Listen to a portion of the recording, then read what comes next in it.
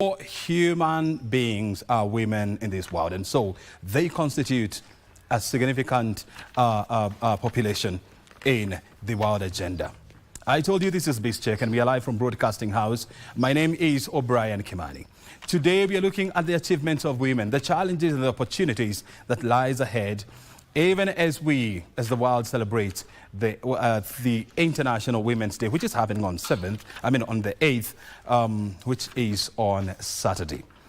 My name is O'Brien Kimani. We are live from Broadcasting House. I have a team of eminent women, and of course they're going to guide us in this conversation. I also told you this, that we have our team of reporters on the ground. Some of the issues that we are following up on is the Social Health Authority, the issues around it, and of course the security situation in the country, where we have the Interior Cabinet Secretary Murkomen launching some high-tech security systems here in Nairobi.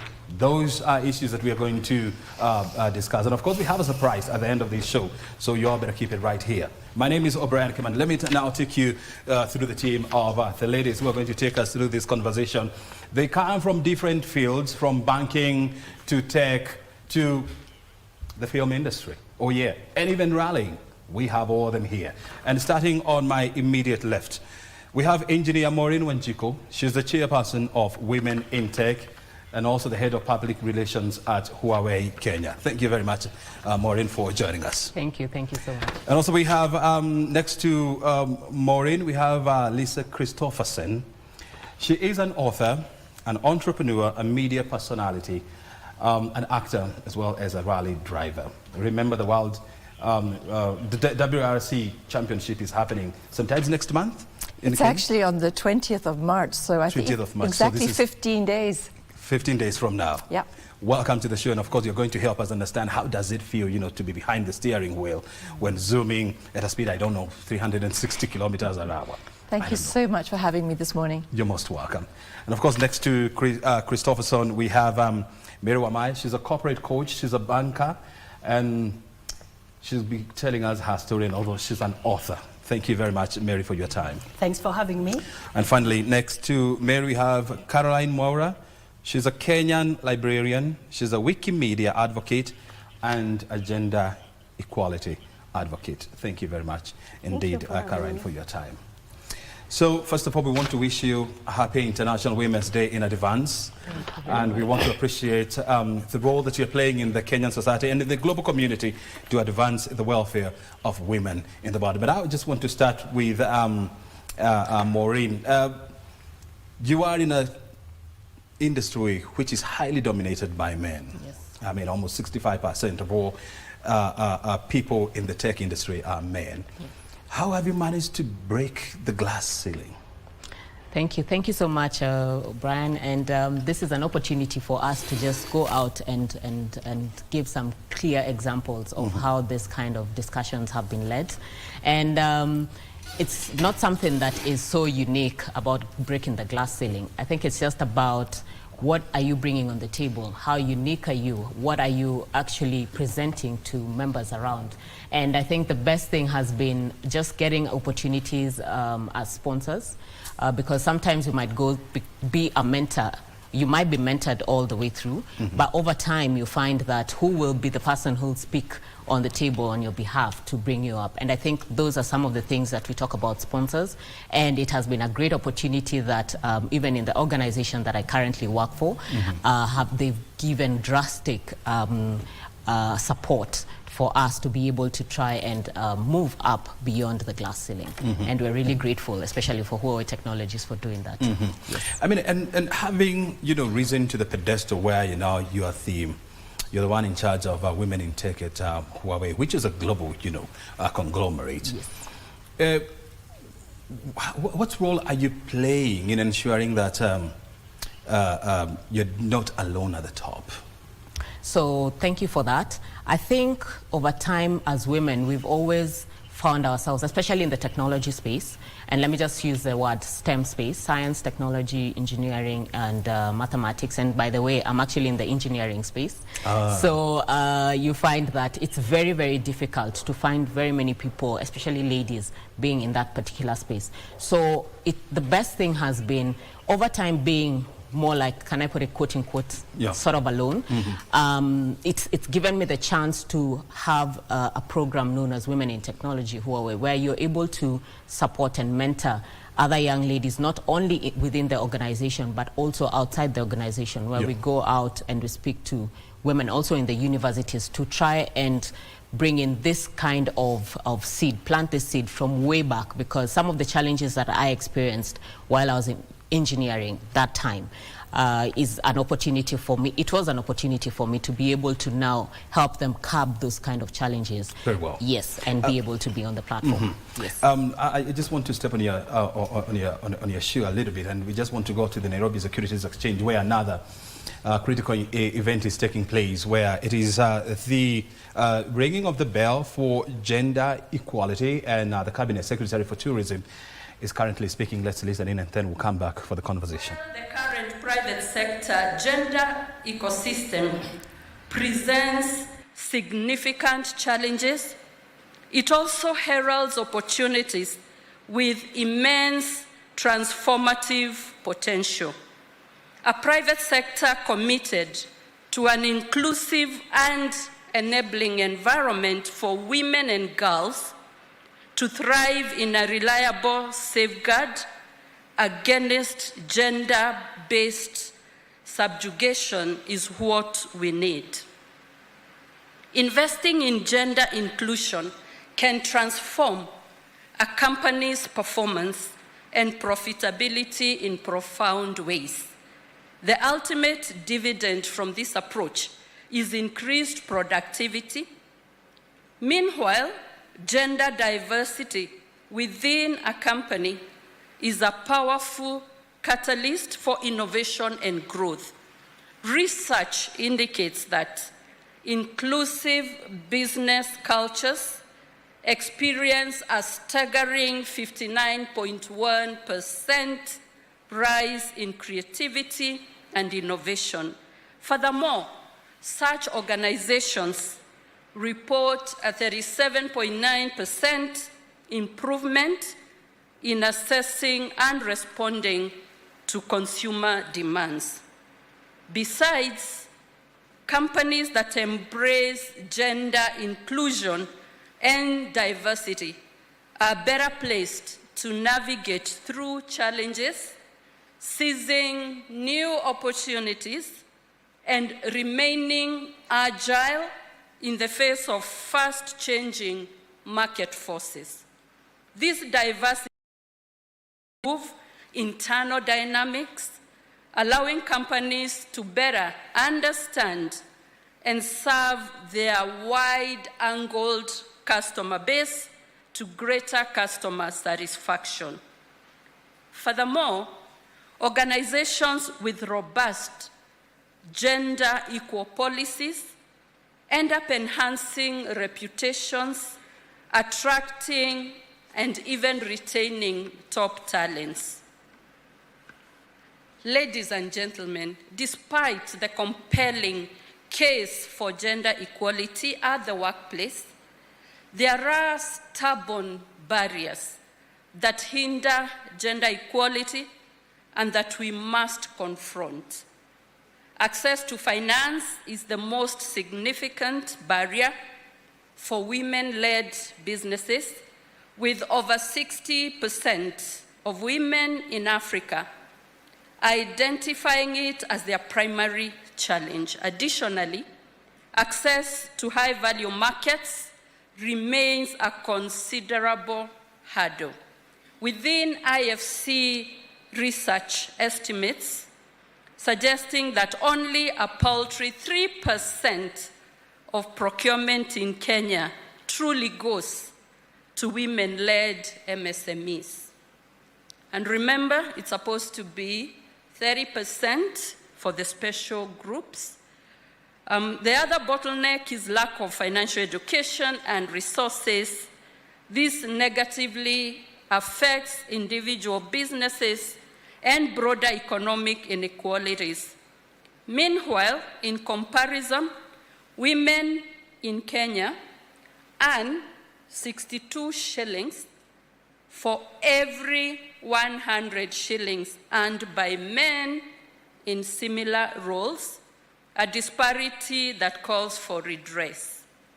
The good news is that studies show that companies with the most diverse leadership teams outperform their peers by up to 25% in profitability. Women also influence or control up to 85% of spending decisions, making up a significant part of most consumer markets, and this is also true in the Ministry of Tourism. I am delighted that the government of Kenya in the manifesto has promised to uphold gender equality despite all the challenges, and significant steps are being made towards fulfilling the promise in the manifesto. So despite their efforts to rise to leadership positions, women face numerous barriers. These including unwitting biases, lack of opportunities, and other workplace-related challenges that hinder progress.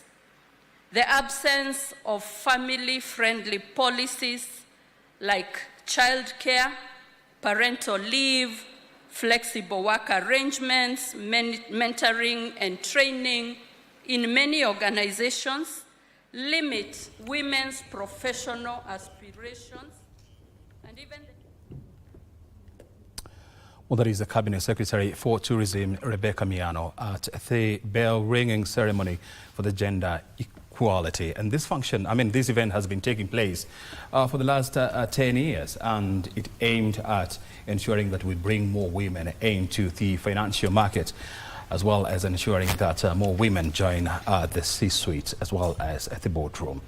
And that's a conversation that we're having here. I'm in the company of 4 great women who are helping us and guiding us on this critical conversation, how to uplift the socio-economic well-being of women, and of course how to ensure that we close the gender gap in the boardroom, in the C-suite, at the workplace, and of course in the financial sectors. Well, we've just listened to Engineer Maureen, and now I want to hear this from Lisa Christopherson.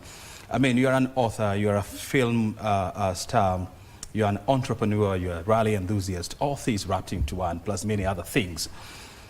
How have you managed to make it through, despite the fact that all these fields, men are the dominant players? Well, I think, us women, we're much stronger than the guys actually think we are. Mm-hmm. And what I'm trying to do in the world of motorsport, I founded Kenya's first ever women-only safari rally in March 2022, the Lioness Rally. And it was to encourage, and still is, to empower young girls to take charge of their life by driving through life. And you are also navigating through life. Sometimes, you go in reverse, or you've taken the wrong turn. That's life. Sometimes we go over a triple caution bump. Sometimes we just kanyaga and we go straight on. Mm-hmm. That is basically telling you the story of life. Now, if you can survive in a rally car, in a very male-dominant sport, you can basically survive anywhere. Encouraging young women to tap into that inner strength and realize you are much stronger than you often believe yourself you are. Mm-hmm.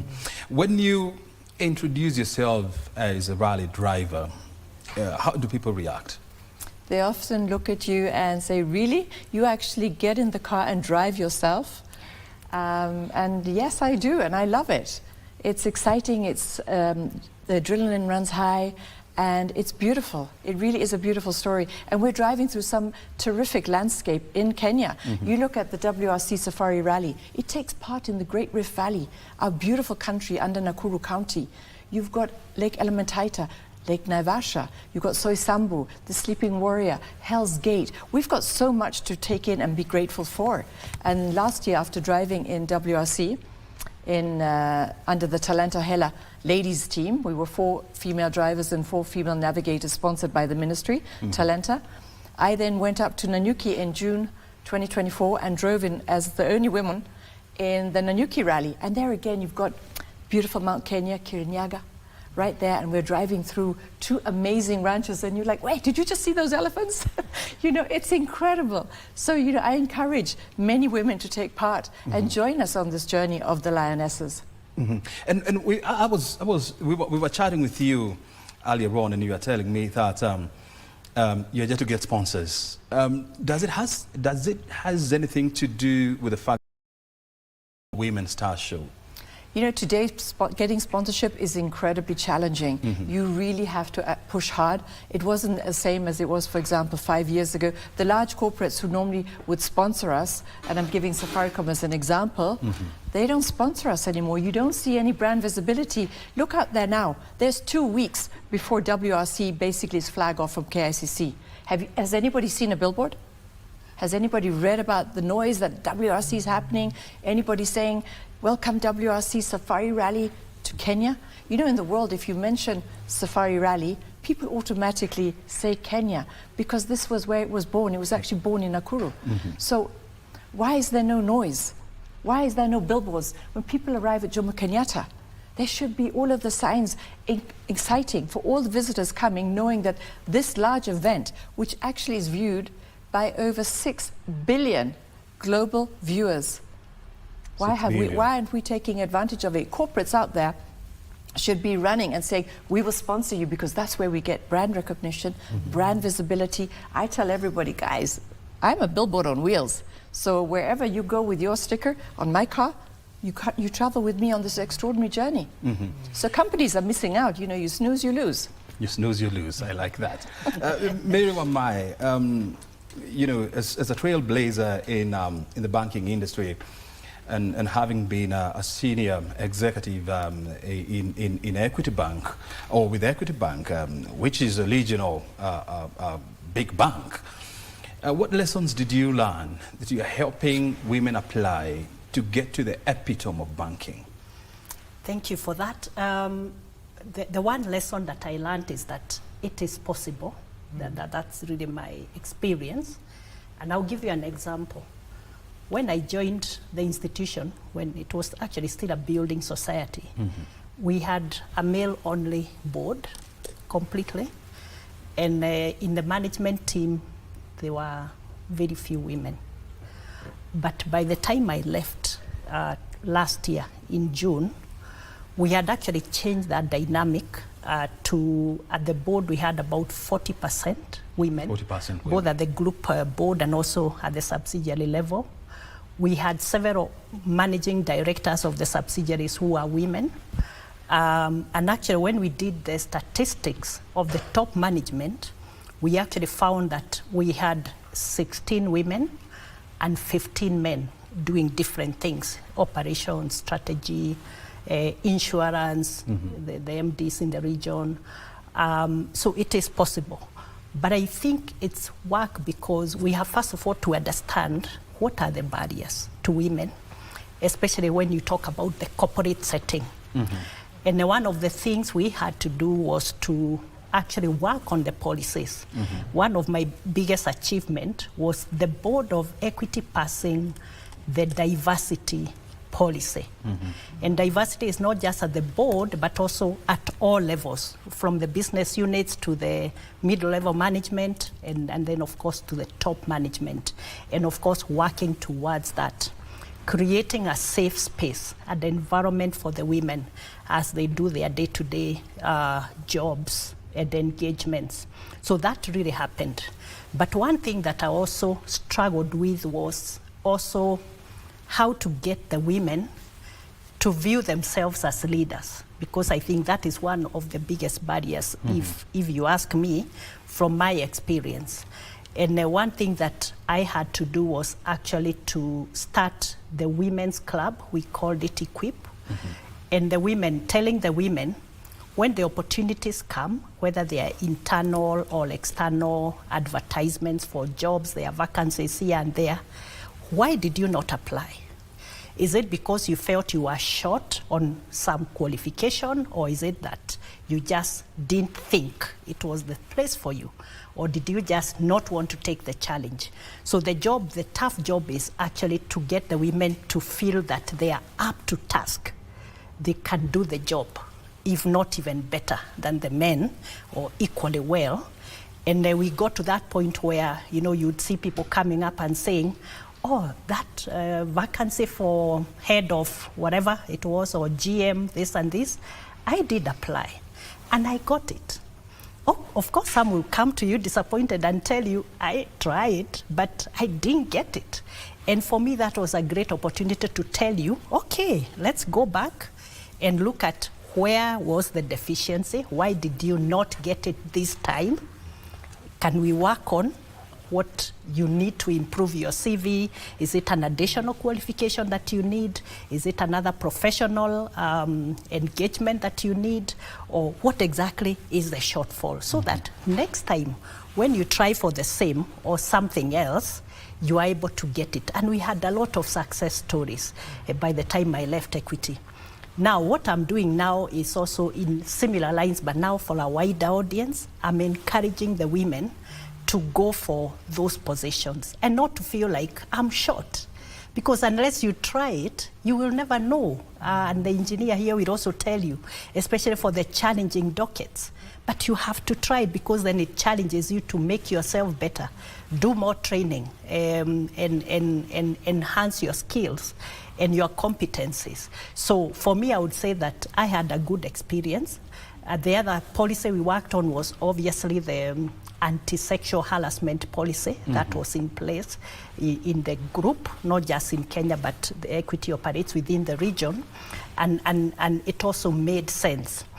On a wider level, we had initiatives from the central bank, for instance, the Capital Markets Authority, also working on their gender parity policies, and there are different stages of implementation.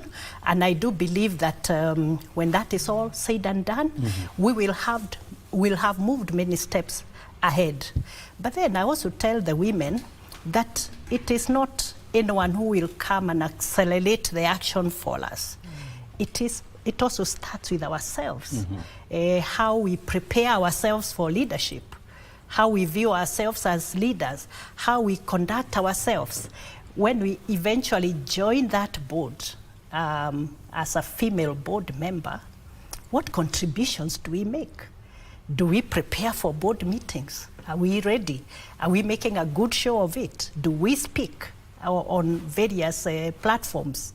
Because that's the only way then you get to the next level, where we build that credibility as women and demonstrate that we can actually lead well. And the next time there's an opportunity, someone is going to suggest either us or another woman for that position. So I can say that there has been great progress, but there's still a lot of work to be done, both at the internal corporate level and also at the wider policy level. Yeah. And I like the fact that you're saying that, I mean, it also calls women, to step up and step out. Because the war is not just going to be won by men alone. I mean, it also takes the effort of women to come out and say that this is the right position, this is what we need to do to uplift the welfare of women. And I like this fact. I mean, this year, the world will be celebrating 30 years of the Beijing Declaration, which was made in the city of Beijing in 1995. And if I can share with you some statistics, back then, less than 15 countries had policies on gender-based violence. Yeah. Today, as we sit here, you have 192 countries, this is according to the United Nations, that have ratified policies on gender, what do you call this? Gender abuse. I've forgotten the name. And so this shows you that we are moving on as a world. Yeah. We may not be moving at the desired pace, but of course, we are making slow progress. But I just want to find out now from Karo Mwaura, as a Wikimedia advocate and as a gender equality advocate, what are we not doing right to ensure that we get as many women into the leadership role? We champion the welfare and the agenda of women. I think I will say it's not more about like what we are not doing right. I think already things are happening. It's just that maybe they're happening in a very slow space. But what I love is that different organizations here are talking about gender equity in the organization. Same as in the Wikimedia Foundation. There is championing and accelerating and talking more about creating visibility of women. And I'll give an example, like until 2024, 20% of articles on Wikipedia are women. But what is happening? We need to keep on encouraging. I train women on how to edit on Wikipedia, how to add biographies. I am doing my own small way to create this, so that we don't remain that we are not doing something. So I think each one of us is to come up and do their own small way of, you know, trying to help women, trying to create a safe space, trying to encourage women. Even if you have a child, just come along. Even if you have a child, we will pay for child care support. We will support you, but don't be left behind. And I think another thing maybe that we are not doing more is going deeper to the communities and encouraging women, maybe in a slum situation, like they can do it, like the way she has said, like you can do it, and this, despite the barriers, try and do something. Yeah. And I mean, that's like a whole new field, domain of, you know, editing, Wikipedia stuff and all that. And so what has been the response of women? I mean, when they see you, when they listen to you, and when you tell them, I mean, look here, you can do it, I've done it, you can do it. How do they respond? I have gotten a very positive response when I say we have created visibility for Kenyan women. I see them wanting to go and find out what happened, what information is there. Is Wikipedia a reliable source anymore? And I will encourage them to, hey, as well as you can be an information consumer and as well as a creator of information. So I've seen in my space more women coming in. They want to, what can I do on Wikispace? Can I upload an image? Can I add a reference? As small as adding a reference, can I add a citation? So I've gotten very positive feedback from women, and they are driving themselves. At least it's not something they need to be there 8 to 5 as a job doing, on their own, at their own time. We will create campaigns that will promote them. Like right now, the Wikimedia Foundation is focusing on the International Women Month. And it's all about celebration all over the world, celebrating women and encouraging them. You can do as little as just adding an image of a prominent person in your country to be seen on Wikipedia, or you can add an engineer on Wikipedia who is notable. So I think it's a great space that we are trying to create visibility and talk more about Wikipedia and encourage people, hey, you can come in and be a contributor. Yeah. Yeah. And Maureen, when you're seated here listening to Caroline, I find that you are in electrical and now you are championing the agenda of women in the tech space.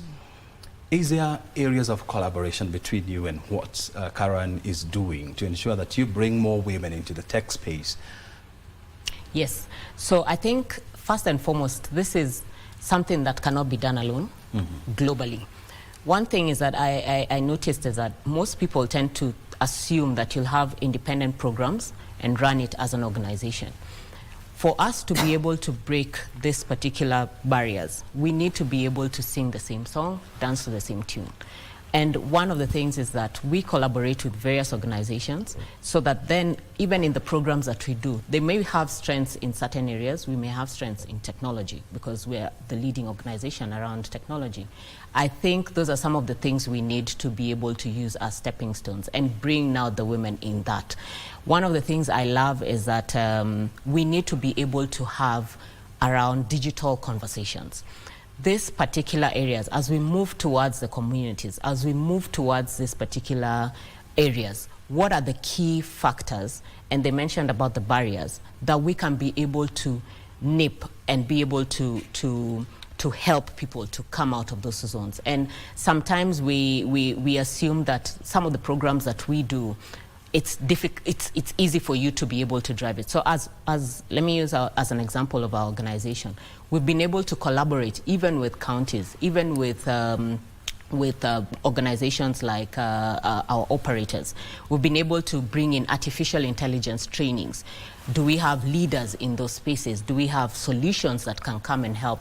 Solutions like femicide? Do we have solutions that can be able to come up and help the ordinary mama mboga to try and sell their produce from wherever they are, and they don't need to assume that they need to come to Nairobi to actually sell some of these things. So collaboration comes in as a very key factor, and it will help us to drive this particular barrier that we are looking at. And even as we drive that, how are we able to pull up more and more women into that space? Sometimes we find that you end up moving up, you forget who's down here. As you move across, you end up forgetting how you started. That's the fact that you have that stepping stone and that particular collaboration with other organizations. It helps you also bring up several women, probably from other organizations, who may end up having more talent that maybe if you walked alone, you may not have established. Yes. I can see, Lisa, you want to interject and say something, but before you also say that, I want you to combine these. I mean, you're also in the entrepreneurship space, and you know, I was going through some statistics. I love statistics, and you know, the UN Women says that more than 85% of all domestic workers are women. I mean, that is not a beautiful space to be. And so, in your entrepreneurship journey, what are you doing to help women come along with you and become formal entrepreneurs? So I founded a space in Gigiri called Lifestyle. So it was a blank canvas, an empty house with a beautiful big garden, nothing else. So I had my vision board that I could see everything should be safari chic. You know, we live in the diplomatic hub, so to be there. But why don't we have all the businesses, we bring in the women to do their spas, salon spas. So we have the most beautiful salon spa, nail bar under a tent. But it's very elegant, Aura Spa it's called. Then we have restaurants, Misa restaurant, Kasamoya restaurants, and they're all driven by women. Again, we have a juice bar in the garden, fresh juices, smoothies, driven by women. You know, encouraging Kenyan women to take charge and work. You know, sometimes it's not easy, and we work 7 days a week, we work maybe 14 hours a day. God's given us 24 hours. Why don't we use those hours usefully? So I'm also an art curator.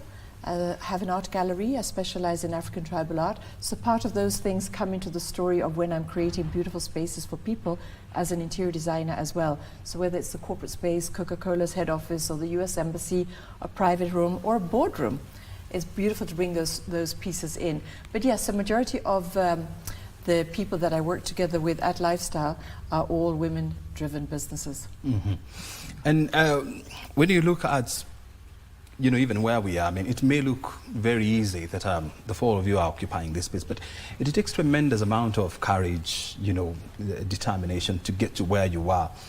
And it may get lost to us that for the ladies, for the girls in the villages, in the rural communities of this country, sometimes it's very hard, even accessing basic education.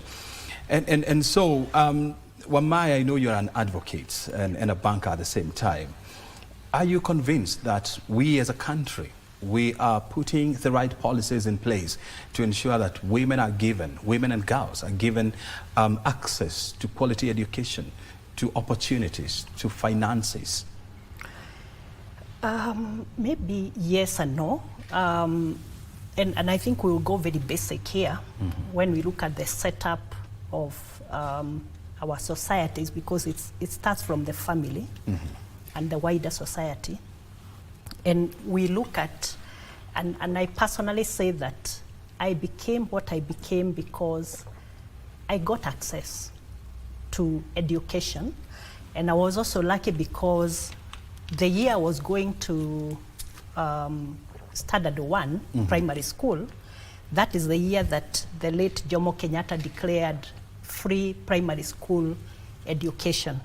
And my peasant mother could be able now to take me to school. Maybe I would not have gone at that time if there was payments to be made, because she could not afford. So we have free education. The question is whether the facilities support education for girls. We have some very basic questions and problems like even girls missing school because they are on their periods, for instance, and they don't have protection. They are feeling embarrassed. They miss school. We have issues of early pregnancies, which is also another big barrier. And they believe that when a girl gets pregnant, drops out of school, that's the end of her life. And we have a lot of cases where they just dropped off and nobody bothered to encourage them to get back to school. And yet we have very successful studies. And I know a few girls who literally dropped out of school in secondary school. And with a bit of encouragement and inspiration, they were able to go back. And now they are doing very fantastic. They are being able to progress their careers afterwards. And at the same time, bringing up their children. And now being able to support their kids and also the other families, the extended families. So those are some of the questions that we need to think about, the wider facilities. But more importantly, I would say that maybe one of the biggest barriers is also the socialization. I don't know how Dr. Maureen became an engineer, but I could bet that in many of our societies, we as girls are encouraged to be, you know, the traditional roles. So we are encouraged to be, and I have nothing against being a teacher or, you know, the easy roles. But who tells the girls that STEM, science, technology, engineering and maths is your thing? Very few. In some of the families, for instance, it's actually not encouraged. And that is something that we need to change, you know, that socialization where women are encouraged to become the best that they can be and thrive in engineering, for instance, or in tech. We have seen women do big things in those high-tech professions. So I think we will start from the families, the parents, the parenting, and then of course we have the schools where the government then comes in to provide the facilities that are necessary, and then of course have the right policies so that the girls will be able to have uninterrupted education. One other thing that I would like to maybe spotlight at this point is in some of our communities where they practice early marriages. You know, we see girls of 11, 13 years, you know, being forced to go into marriages. What then happens is they have to drop out of school if they were in school in the first place. So can the policies then be tightened? Can the enforcement, can something be done about the cultural practices then that affect those kind of situations so that we have the girls then going the full thread into education and building careers before then they can start building their families, because then we have more economically and financially independent women who are able even to manage their families better when they have the education that they have got either formally or informally. Yeah. And I like the fact that you're bringing in the issue of culture, because you know, cultural barriers are very strong, you know, in stopping the advancement of women. And you have a situation whereby 2 out of 10 women in the world, you know, they live in extreme poverty. And if climate change, you know, the adverse effects of climate change continues, then you're likely to have the situation even getting worse, because in most communities, women are the ones in charge of getting water, fetching water, you know, attending to the farms and so much. And from where you sit, Caroline, and I know you work with other communities, you know, at the community level, what do you tell them when it comes to giving girls, you know, and women more access to opportunities? I think I can say I have really worked with especially young girls who I think it has become as more of my personal responsibility to encourage a girl like, hey, you can come to the library, you can sit, you can read for hours, you can have a space, and you can have even access to books, you know. as small as access to books. I see in my community, girls are left behind first to wash and clean and do other things. Then after they are doing that, that's when they are allowed to come to the library. I know it's a sad story, but I have taken it as a personal responsibility. I will make sure when the girl comes, then she has her own free space. She feels comfortable. If she's on her periods, she will approach me and tell me, hey, it's not that day, but I still need to study. So for me, I think I keep encouraging them and taking it as a personal responsibility, because each and every day I see them and I get to interact with them, and I just get to remind them, as she said, we can do it, we need to start, we can be great engineer. I have seen young girls from a slum community pushing themselves, becoming lawyers, becoming engineers, and it's because somebody has told them, yes, you can cross that barrier, you can bridge that gap, and you can be able to read, and there is space here for you to do it. And same as I think when it comes to Wikipedia, we're encouraging women, they don't need to be left behind. They can be photographers, they can add something online that, as you know, Wikipedia is the largest global encyclopedia, and how many people will view when we add women on STEM, women on Safari Rally, women in business, when we create articles on women in Kenya. They can do it, and we have a program that we do basic computer literacy skills, and from that we encourage them on this space. Then this is how your journey will start. Then you can decide to I encourage, I think, girls more to go into STEM. I think I want to break the barrier of being told we are teachers and we need to stay at home. I want to encourage them to choose the STEM, to choose the IT space, to choose AI, to learn AI. And for me, I've taken a personal responsibility to do it. Yes. And you're also talking about job opportunities, yes, for ladies, I mean, for girls, for women. How did they join that space? Okay, for the Wikimedia space, for Wikimedia space, first of all, everybody can edit Wikipedia. Everybody. Anyone can edit Wikipedia. The only thing that you need to do is to, Wikipedia have very high standards of making sure the information is credible and putting it in a neutral point of view.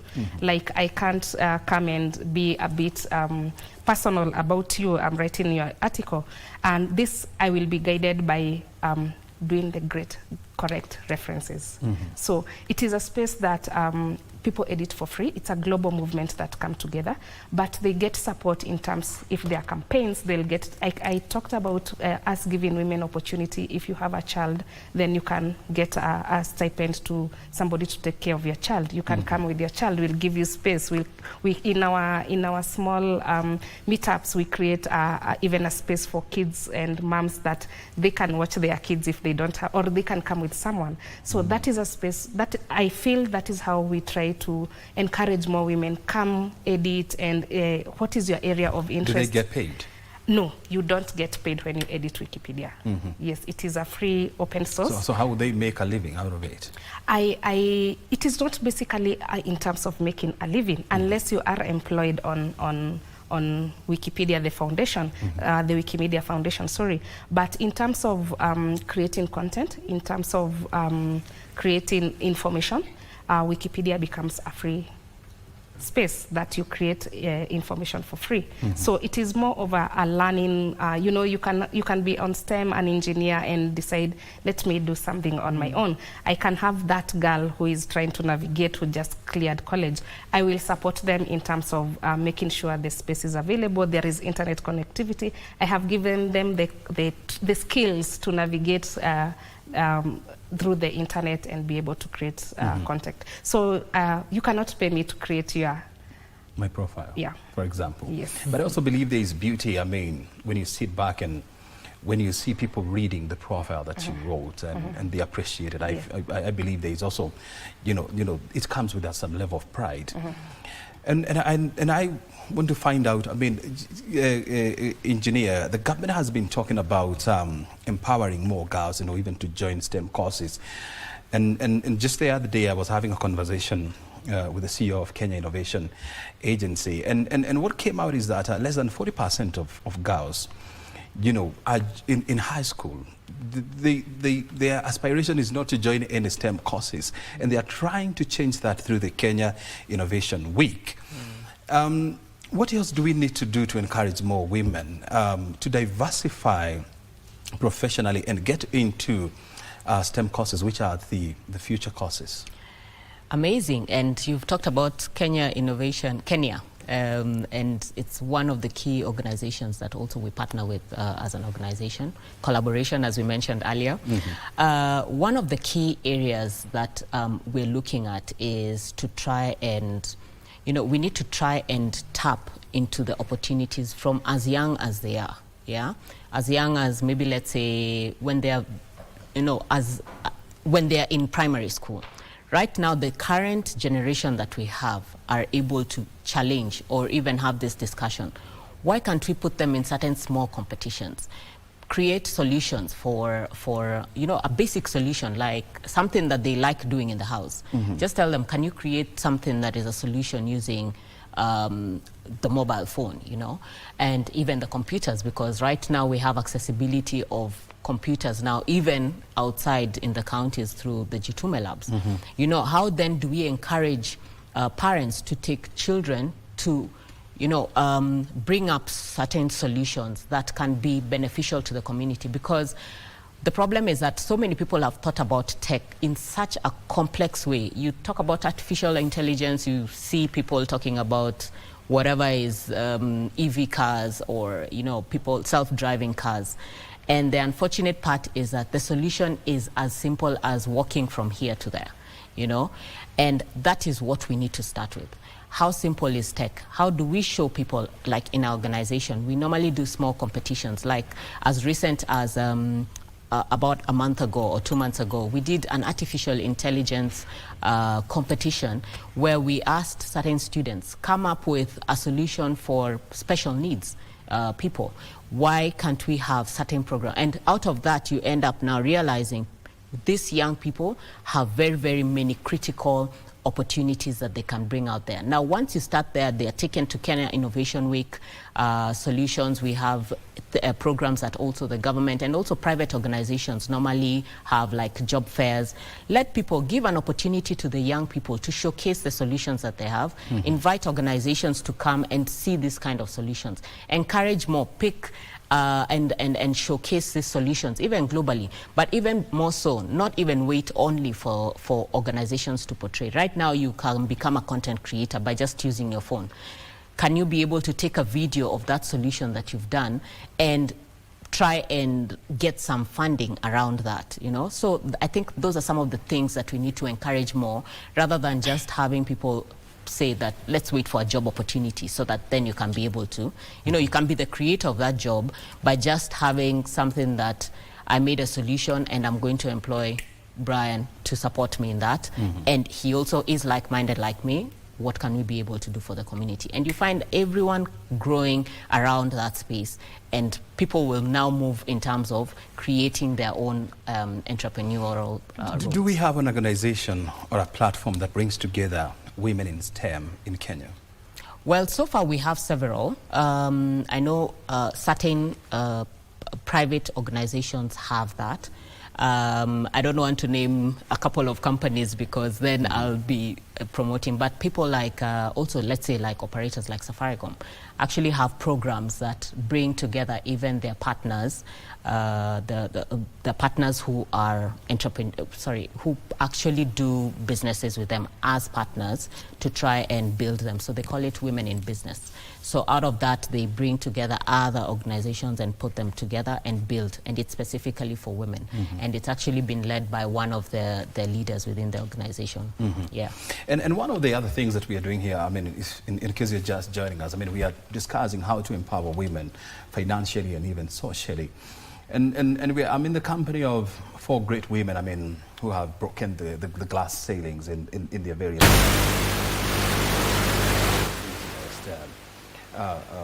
engineers. I have gender activists or gender champions here.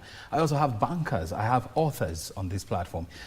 And one thing that we're discussing here is how do we help women to step up, to step in, step up, and step out. Those are some of the issues that we are discussing here. But I just want to hear these from Lisa.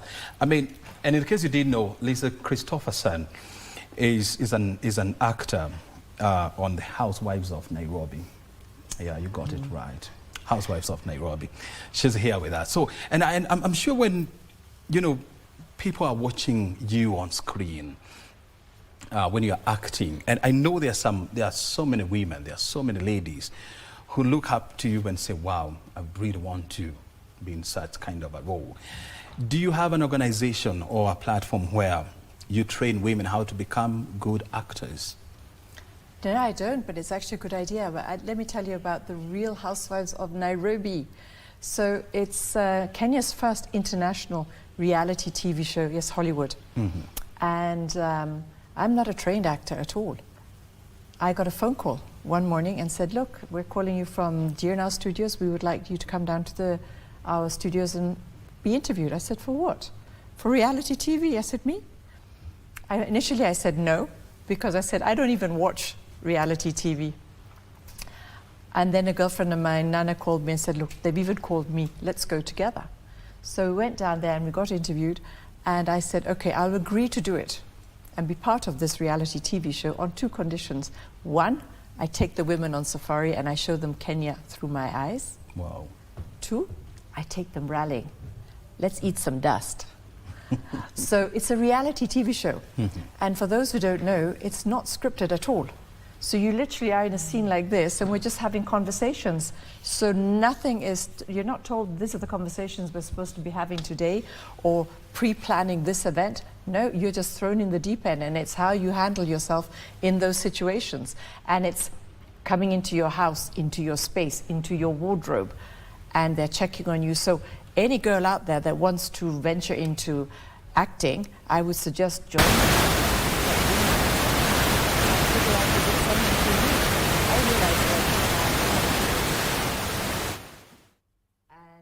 After season 1, I bowed out gracefully and said, guess what, guys? I'm going to do my own reality TV show because I believe I have so many stories to share and positivity. I don't do drama. And the Real Housewives franchise, I think a lot of people will relate to it as very dramatic. And that's not how I want to show Kenya. So that's why I'm working on my own reality TV show and actually currently in conversations with producers in the US. Mm-hmm. And I know, I mean, like, I'm sure, you know, a lot of people have always asked, why housewives? Why not? It's an opportunity to tell your story. It's an opportunity for people to get to know who is Lisa. Mm-hmm. You know, and I always say Lisa stands for life is so amazing. So for also those who don't know, I'm a cancer survivor. 19 years ago, I was given 10 days to live. Mm-hmm. And here I am, fitter and stronger. Remember that song, What Doesn't Kill You Makes You Stronger. Mm-hmm. So encouraging, again, the young women out there that no matter what obstacle that you face in life, pick yourself up. Never rely on anybody else. Rely on yourself. Look yourself in the mirror, because if you mess up, it's your own fault, right? So for you to blame. So I think it's having accountability for yourself no matter what it is you do in life. So being on TV, I thought, hey, I've never done this. Why not? Let's do it. And again, I could be able to tell my story and show Kenya, bits of Kenya, at least through the screen, for the people out there. So we can also say, guys, Karibu Kenya. You know, we want to try and increase tourism, the numbers to go up to at least 3 to 3.5 million visitors per annum. And I think where CS Rebecca Miano is doing a marvelous job on that. And you know, 2 of the books I have written are comprehensive guidebooks on Kenya, from the north to the south, to the east to the west. We've got everything here. We've got deserts, we've got volcanoes. I mean, people don't know what the ingredients of our country actually entail. It's a phenomenal country. So being on TV and talking about our country and showing them bits of the bush, and we went to the beach as well, Hell's Kitchen outside of Malindi, was amazing. Mm-hmm.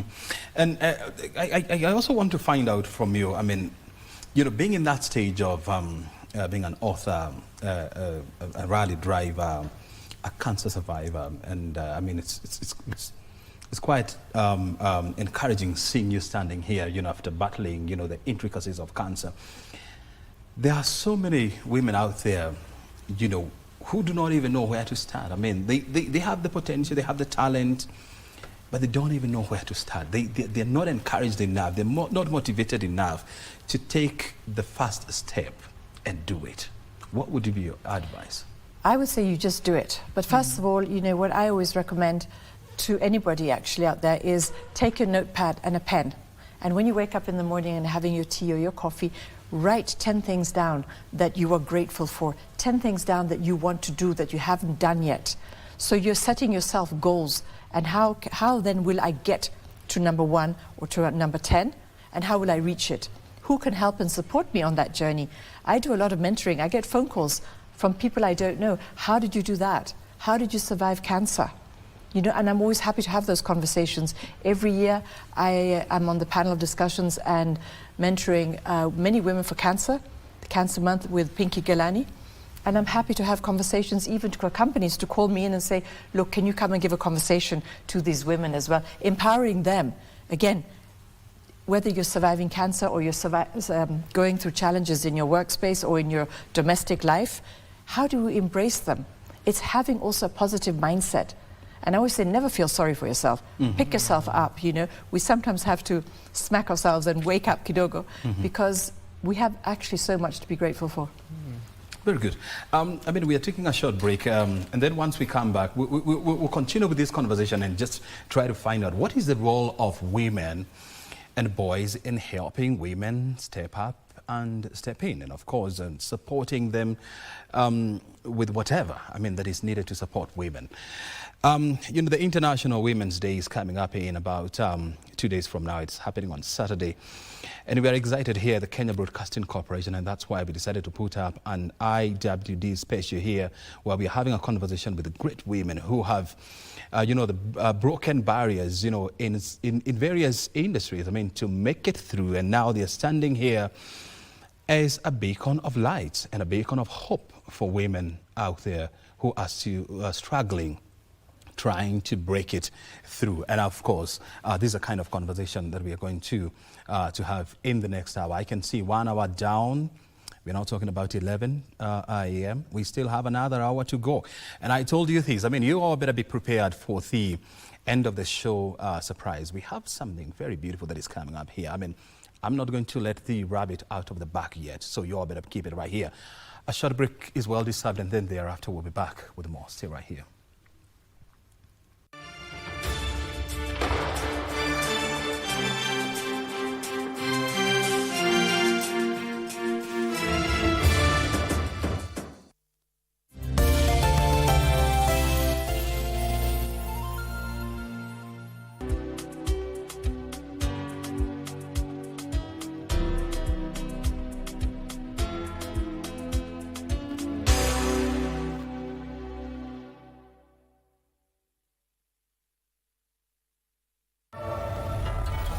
We were going to tell you.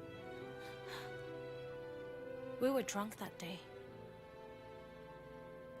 Damn you, Liang Shanshan. Don't show off your love around me. At least, give me some time to get used to it. They got together. Huh? They're dating. Keep quiet. Just her in the headphones. She won't hear us. You think Of course it is true. And if I hadn't asked? If I didn't find out, did you plan to keep it from me forever? The world of governance is vast and can be alien to the ordinary man on the street. Critical issues are going to be discussed. From white papers to policy positions, it is easier to get lost in the labyrinth of words. Inside Government takes you to key global metropolis where critical decisions are made and where policies are crafted. We interview policymakers and senior government officials to highlight and enumerate government policies and projects.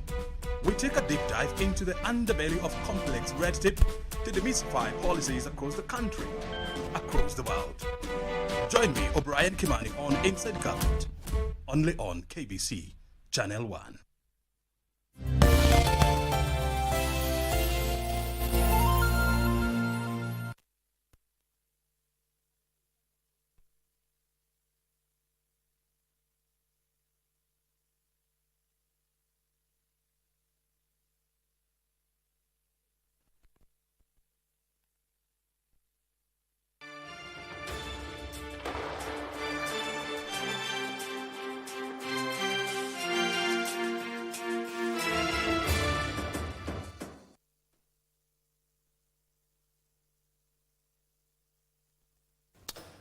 Welcome back. You're watching KBC Channel 1, and of course this is Biz Check. We're live from our national headquarters here in Broadcasting House, and of course today it's an all-women star panel. This is in celebration of our ladies, and of course gearing up for the International Women's Day celebration here, and of course we're having great conversations with great women here. I have movie stars, I have bankers, I have others, I have librarians, gender equality champions, I have engineers on set. I mean, it's a great panel. This is definitely the best it can get. And of course, so let's get back to this conversation here. And I want to find these from Mary Wamai. I mean, you don't have so many executive bankers in this country who are women. I think you can even count them. In a situation whereby you have close to 40 to 43 banks in this country, you have less than 10 women who are in the executive or who are CEOs. And so what are the challenges, you know, in ascending to the pinnacle of banking leadership in this country? Okay, I think it goes for most of the industries, not just the banking industry, but I'll talk about the banking industry because I've been there. And I was very interested actually in that question you've raised. So how come the women do very well at the entry level? In any typical institution, you'll actually find it's almost a 50-50 when we come in at the lower level. But as we go up the ladder to the role of the branch managers, to the middle level managers and the top management, the executive, the numbers start dwindling.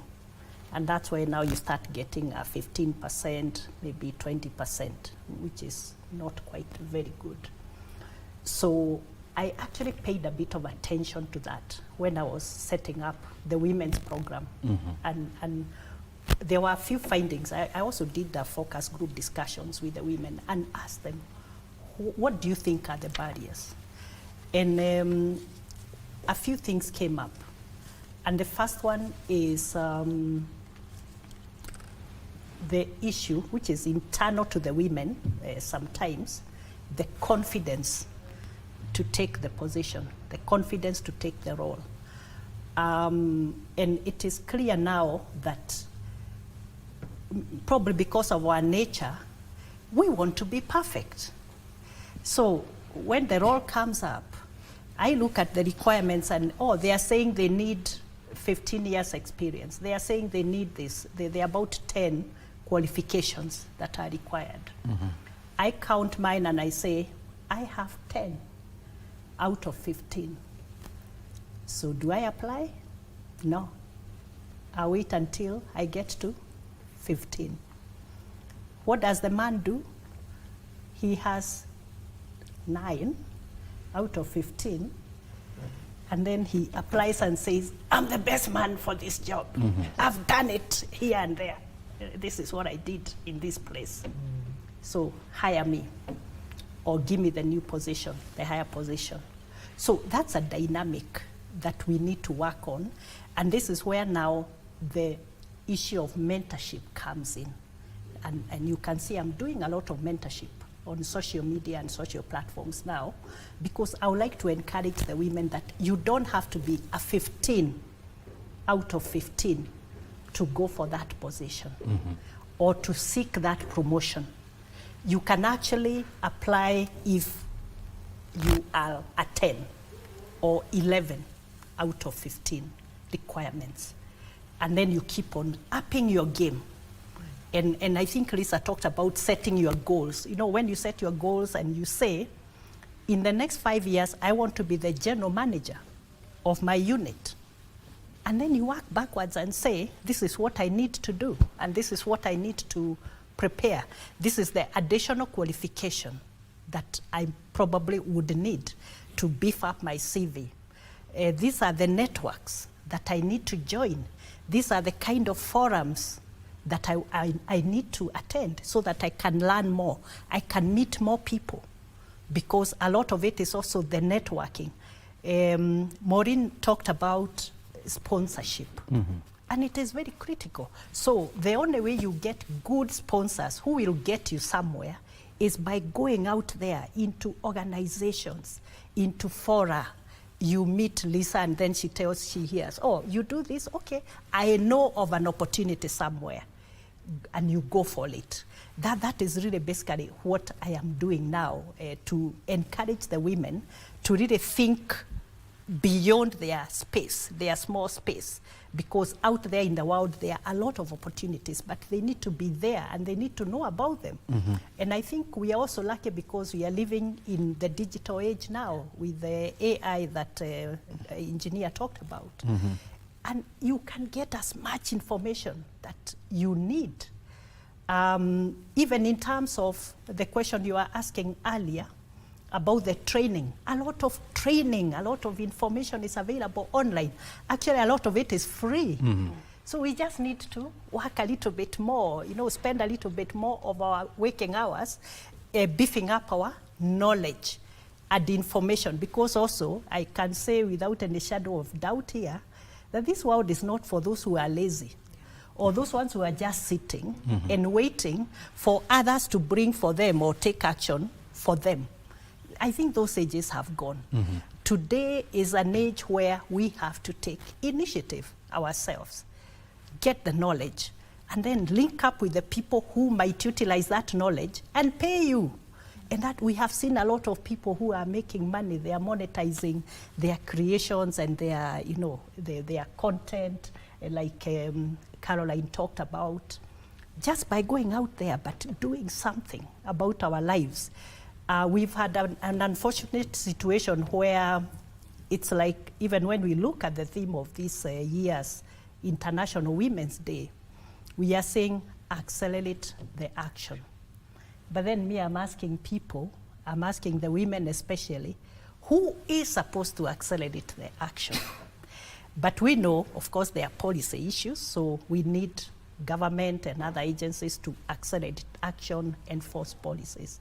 But a lot of the stuff is what we need to accelerate ourselves, to prepare ourselves for the business, prepare ourselves for the market, prepare ourselves for the workplace if we want to be employed, or prepare ourselves for self-employment, especially in this day and age where, companies are restructuring, there are fewer jobs around. So if we focus on self-employment, beefing up our knowledge and our skills and all, and doing something that will guarantee that we have food on our table every day, then it's going to happen for us.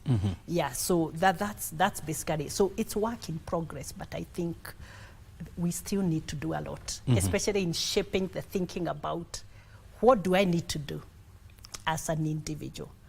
I read, I saw something that was written and it was so profound, and I've been thinking about it, and it went like, women come back home from work to cook, while men come back home from work to eat. Okay. And to me, it sounded like the game is already rigged. Yes. And so you have so many things, tying up women, from making it into the corporate ladder. But so, I mean, there's some responsibilities that women must play, in the society. Otherwise, things will not go well. But even with those responsibilities left to them, how do you then, or how do we as a society, as communities, encourage women that, yes, you're doing these, but on top of these, you can do these without really tying them down to their social responsibilities, Maureen? Interesting that you've talked about that particular statement. And it's the culture. It's the culture that we all grew up knowing that it is okay that you must get home, you cook, you clean, you what, doesn't matter whether you become a working woman. Actually, for you to get a husband, you need to have portrayed all those qualities, and then these are the things. Cook. Yeah, that you can cook, you can bring clean, up kids. You can bring up kids. I mean, how is it that you're going to, be attractive if at any one time you cannot enter the kitchen, But over the years, I believe there's so many things that have come up. There's so much in technology that has come up, even though you must come home and cook. There's so many things. Now, there are air fryers. I don't know. You just throw in things here and there. Yes, you can still cook, and you can still create that time too. And I believe it's also that discussion as a family setup, okay? Yes, your partner, your spouse, or even you're a single mother, you know, bringing up children, there's always that discussion that you need to have from the beginning. And I always pointed back to how you grow up and your parents' understanding and getting support from their parents, because then as you grow, and by the time you enter into that space that you've decided, you've made that decision that you must be able to do that, then get that support that you need to incorporate this. You know, I need to get home and do some of these things. How about I'm exhausted, I cannot do this. Can we work together? Or can we be able to jointly get someone who can support us in terms of making sure that none of us sleeps hungry, you know? So that just extra step, I think it all boils down to communication, because now what's happening is that we're in this, you're facing imposter syndrome at work, and then even in your own house, you're not sure whether you can be able to communicate over these things. So I think for me, it all boils down to communication, both from the support from parents and also from the support, your nuclear support system, and also the extension into your employers. Yeah. Lisa, I can see you want to comment on these. And I mean, she's right. You don't know how to cook. I think there's more other important things to do than cooking. But of course, I know you enjoy, you know, a good meal. Yeah, absolutely.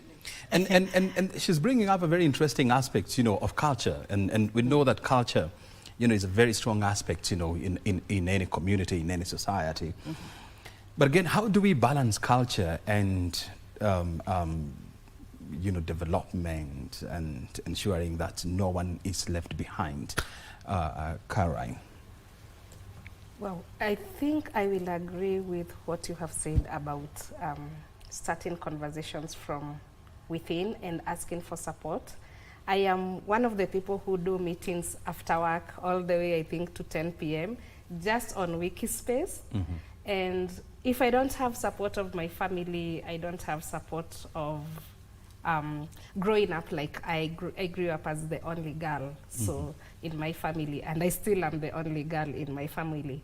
And I see my brothers, the kind of support they give me, the excitement that they come up and tell me, hey, today you'll be doing this, we got your back. And if there are things that I don't have or I need to, for me to be able to be on this space, I get backup, I think, from my family, because they know what I'm doing. They understand, like, she is on Wikispace, she's a librarian, she's a mother, she has an 8-to-5 job, she has the other 28 hours to do other things. And I think the communication from start and us breaking the barrier of our traditions, speak what you are doing as a woman. Tell people, I am doing this, I am Lisa doing so many things. Then people will embrace you and your work and what you do. And I think they will support you. I can imagine from the way you said your story about going to school from those early ages and getting your support from her parents. I don't think she will be here, broken barriers and many years ago, and her, you know, her family embracing what she does and communicating and talking it. I think that's how we are going to break the traditions of just saying, what am I doing? And telling people, I do this, I edit Wikipedia, I try to look for notable women. They will help me and ask me, I got this person, do you think they are notable in Kenya? Do you think we can create an article for them? Can we create their visibility? I think us talking about it will really help us. I can see you want to say something. Yeah, I just want to add on to what Caro has said. We must embrace delegation, both at work or in our businesses and at home. What I mean is that, you know, sometimes we just want to do it. And again, it goes back to the issue of we want everything to be perfect. So we don't trust anybody else to do what we need to do. Now, at work, let's get competent people to support us. So that, I mean, I don't need to work on making sure, you know, all the meetings are booked. I mean, somebody else can do that for me. There are some tasks that we can delegate effectively, but of course with oversight.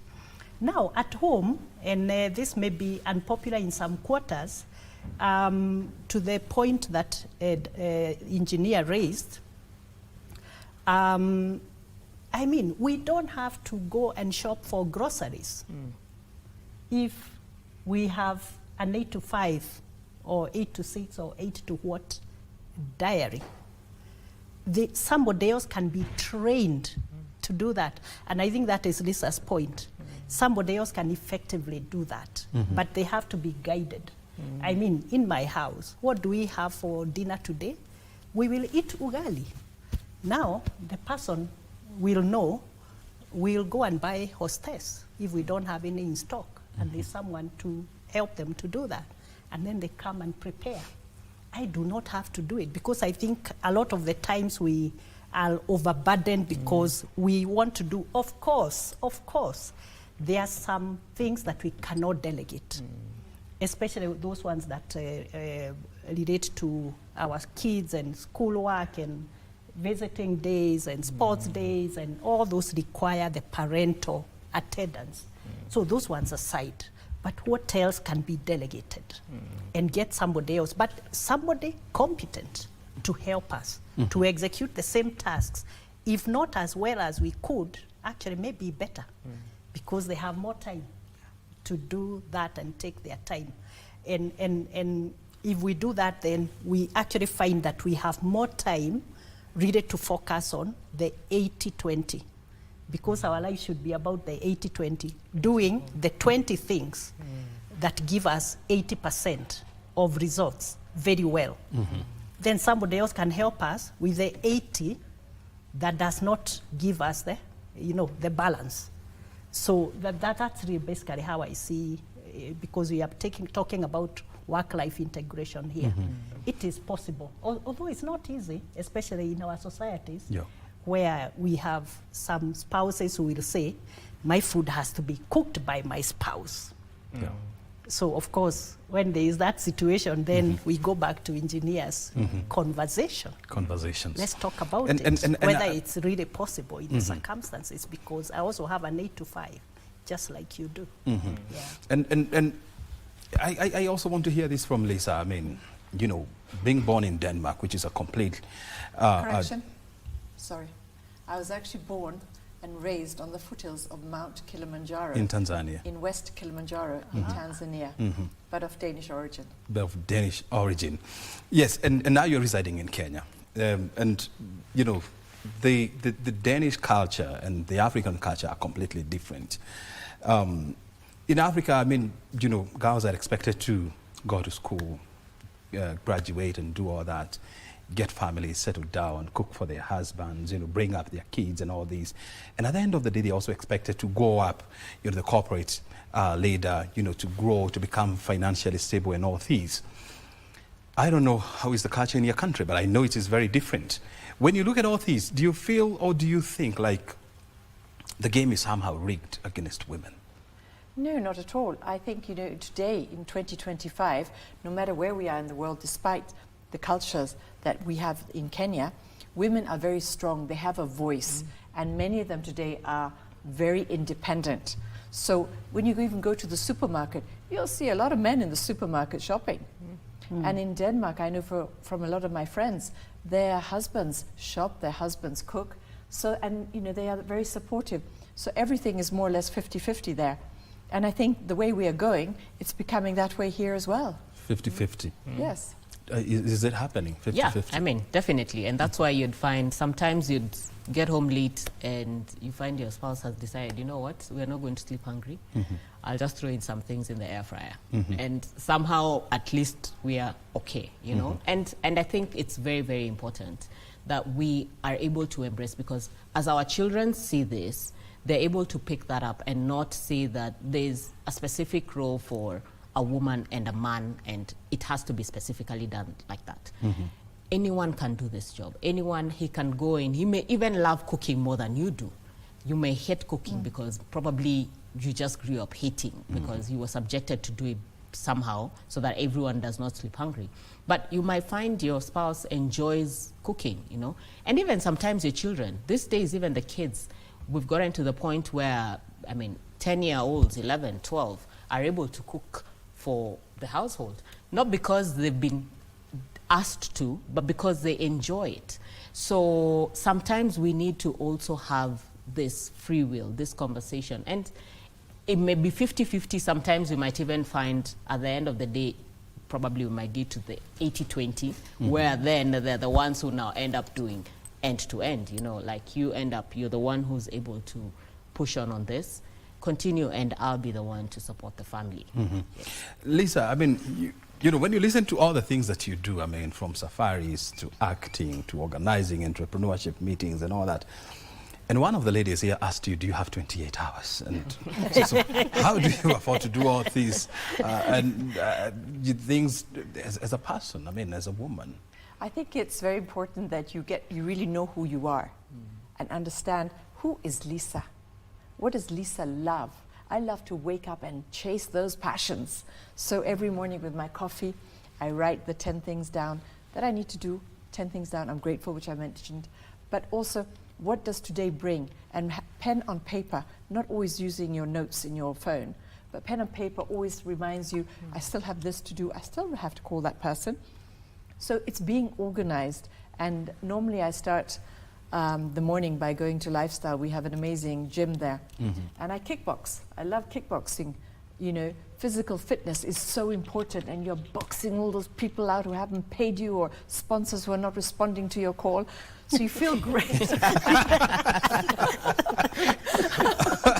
Or you go there and you have this imaginary company, you kick them. Beat them up and you're kicking them up.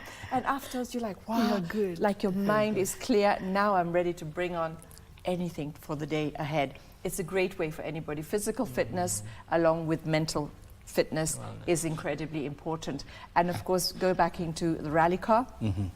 You have to be physical fit to actually drive. You know, WRC is a 3-day event. It was actually 4, from Flag off to Kasarani and drive to Naivasha. Then it's 3 days in Naivasha. You have to be simply so strong, and you are changing gears non-stop. So your legs, your muscles have to be strong. Your back as well, because you're strapped into that car. And once you're in, you can't move. Like, I'll give you an example. On day 2 of Safari Rally last year, I lost power steering. So I simply had no power steering. And you're driving through those roads that are grueling, and you are just turning. My arm was like lead afterwards, but you embrace that. But people forget actually what it requires to get into a rally car and drive. So physical fitness is incredibly important. So you're starting the day by kickboxing. Doing a lot of core work is very important to then be able to manage and navigate through the rest of the day. And I often work 7 days a week. You know, whether I'm working from home or I'm somewhere else or in the bush. I've just come from a magical safari for 5 days from northern Kenya. But it's not as if I'm just enjoying myself. I'm actually on the phone, I'm sending emails, I'm responding. So I believe also communications is key. And I will consider myself a very good communicator. So I will try and respond to an email, phone call, or WhatsApp immediately. Do you get burnout? No, I believe that, you know, I go into bed early. And going to bed early. And early for you, you're talking about what time? Before 9. Or before 9 o'clock? Yeah, okay. I'm an early bird. I love to make sure that I have about 8 hours minimum sleep, because realizing... 8 hours? Yeah, and I've learned that when the time when I had was going through my cancer, you know, I was in ICU for 5 weeks attached to a machine for life support. I couldn't talk. I had pipes everywhere in my body, and I was in this little corner. And then, you know, the only thing you could do is think. So thinking about life, again, with all the big, beautiful things, it's a lifestyle. So it's your lifestyle philosophy, taking charge of your life by doing your physical fitness, your mental fitness, and sleeping. Sleep is that healer. I love to get up early in the morning, listening to the birds, and, you know, thinking, clarity. And you're talking about very simple things like sleeping for 8 hours. And I do not know how many people here would stand and say, I sleep for 8 hours. I mean, you know, we are always running after time, you know, trying to do this, trying to ensure kids go to sleep and, you know, they wake up and do this. And you're also talking about keeping fit, okay? And it doesn't have to be an expensive undertaking. I mean, it can be as cheap as, you know, taking a walk in the village, you know, in your farm, just observing, you know, the maize growing, you know, your cows, your chicken and all that. But Mary, I want to hear from you. Do women realize that this is also very important? You know, mental health is also very important, even as they want to grow, you know, financially, socially. Do they also realize that you also need to grow, you know, mentally? You need to breathe out. I saw something very interesting in China. They have a concept what they call the breathing room, where you know, you can just go, you know, you break glasses, you bang the pans, you kick the, you know, you kick things, I mean, and then you go home. It seemed like the same thing she was talking about, you know, kickboxing. How then do we enlighten women that they also need to breathe out? Well, it's very simple. If we don't give our bodies the break that it deserves, our body will force us to break one way or another. And it's not going to be very pleasant. So, and it is true that we are operating in a very stressful environment. It doesn't matter whether you are in employment or whether you are in your own business or other things, or even working from home, or because, I mean, we are all trying to make a living and do so many things. I have broken it into the 4 things that we have to critically or every day think about and make a provision for in our lives. There are 4 things. And the first one, of course, is the job, whatever the job may be. It is called the mindset. It could be studies, it could be growing our intellectual capacity, it could be actually just reporting to work, seeing that client and clinching that deal, getting that sponsor on board. Exactly, that's a very important one, Mary. Yeah. So there is time allocated to that. And then there's the heart set. The heart set is all those relationships that touch on the heart. This is where we have our internal families, our spouses, our partners, our children, our parents, our, you know, all those people that we love. That's the heart set. We have to provide for that time. The other one is the soul set. And the soul set is our spiritual well-being. And this is where now we make a connection with the superior being in our lives. We could be Christians, we could be Muslims. We may not actually subscribe to any religion, but we subscribe to a superior being who then keeps us in check. So whatever, that belief needs to be there in our lives. And the 4th one is the health set. What Lisa is, I don't do kickboxing, but me, I just walk in my neighborhood. And what I've tried to do now is to make it very regular every day. So just find space for something that you love doing. And as you observed, it doesn't have to be an expensive. You don't have to pay, actually. There are so many activities. Absolutely. I mean, in your office, you can take the staircase instead of taking the lift. I used to work on the 14th floor. So, I mean, if I go to the 14th floor on the staircase in the morning and in the evening, or even 10 floors, it's good. Yes. And I've integrated that to actually going to my desk. I've not even spent any extra time on that. So that is the integration that we have to look for daily. But we must also note that it's not a case of each of these has to have 25% of our time at any one time. Because if I'm working on a project which is time bound, probably the mindset will take 80% of the time. So I'll allow it to take 80% of the time at that point, because I have a project, it needs to be completed on time. And I have to talk to everybody to get it done. But what we'll do is, after that, I will have to create time for all the other 3. And it also means that we have to give up. It's a question of priorities. I mean, when I was in the bank, I had to give up, you know, the wines and the dinners and the elaborate dinners after work. Because after a heavy day's work, I could only go back to my family. That's when you check whether homework is done. Maybe I've been traveling for 2 days. I come back. If the girls, my friends, are having a do, I probably would say, I'm sorry, but I cannot. I used to wake up also very early, 4:45 a.m., but you'd also find me in bed at latest 9, just to make sure. So, I mean, you just work with what you have. Yeah. If you have to wake up early, just make sure that you plan your day in a way that you are able to sleep early enough. There's a song that says, early to bed, early to rise. So that's what I used to, to follow. But everyone has to do a script for themselves because we do different things at different times. But I think whereas balance and integration is not easy, we can do it in our own way, in our own space. But we must then find a way to work on what is our priorities. What are the top 4 things that I must do in a day? And then relegate the rest now to the less priority, and then focus on those 4 and give space for them, because again, we only have 24 hours. Yeah. Caroline, I mean, when you interact with the societies, you know, at the community level, do you feel like there is a mental shift, there is an attitude shift when we talk about empowering girls, empowering women?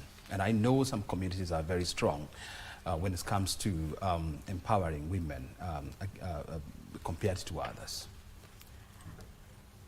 I think, first of all, we are doing well. I am very hopeful, despite like it's very small, or people will say there is no impact, but I think we are doing well in terms of encouraging and breaking the barrier. And I believe, like I said, I do it my own personal way. I have dedicated myself to doing something to encourage somebody. So I think the society is, the gears are changing. There are great women here who are doing their own great things. And I think the conversations, the communities meeting different CBOs that we call for our, we on a day-to-day basis or in monthly, we have campaigns. Like recently we had end of the year an art and feminism campaign that we decided to take it to university students in Mombasa, Pwani University. And the conversation, taking the conversation to young people in universities, talking about gender-based violence and how they figure it out and how they think about it in a university context. It's amazing, like we don't need to talk only the top level. We need to think and curate things that the youths can get reached to and talk about it. And I think most people would and organizations should also focus. Let's not talk it on boardroom levels and this kind of interviews and all that.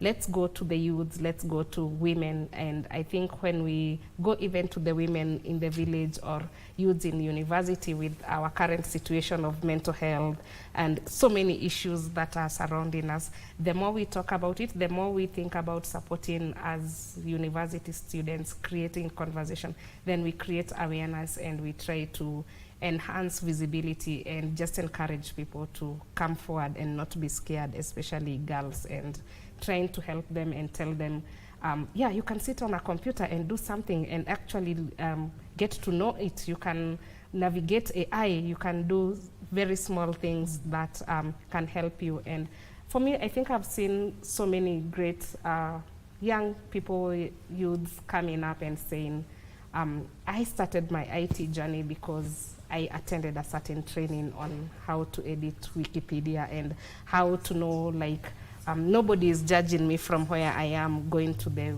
internet space. So I think, yeah, we are doing great. It is slow, but this table of great people are doing great things on their own, in their own small way. Yeah. Engineer Maureen, I want to hear things. I mean, you know, you are in this corporate space whereby, I mean, you know, the demands of work, are lots, and at the end of the day, you're also supposed to play your the role of a woman, in your life. Has it been easy? Well, initially it wasn't, but I think over time and as you mature, you put things in place.